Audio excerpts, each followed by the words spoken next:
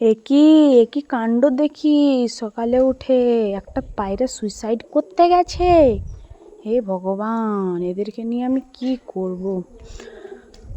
বন্ধুরা, তোমাদেরকে বলা হয়নি, আমাদের বাড়িতে 50টা পায়রা থাকে, তাদের মধ্যে এটা একটা যে সুইসাইড করতে গেছে। কিন্তু কাছে গিয়ে দেখি যে সুইসাইড করেনি, চড়ুই পাখিতে ফাঁদ পেতে রেখেছিল, তো ওর ফাঁদে পা দিয়ে দিয়েছে, বাস ফেঁসে রয়ে গেছে। তারপর আমি সব কিছু দেখে পদে কাঁচি নিয়ে চলে এলাম, আর যা ঝাঁপাচ্ছি আমি তো ভয় পেয়ে গেছি। কাঁচিতে কেটে নিচে নামিয়ে আরাম থেকে ভাবলাম সুতোটা খুলে দেব, তো খুলতে থাকলাম। এত পাক দিয়েছে যে বলার নয়, গলাতে তো 2টো পাক দিয়েছে। খুলতে খুলতে আমি তো থকেই গেলাম একদম, এত বড় রশিতে যে বলার নয়।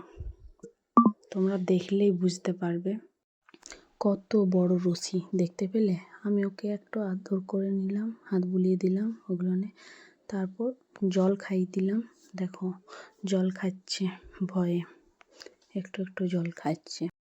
তারপর ওকে আদর করে হাম্পি দিয়ে উড়িয়ে দিলাম। তো ওর বন্ধুরা কতটা খুশি হলো ওকে পেয়ে।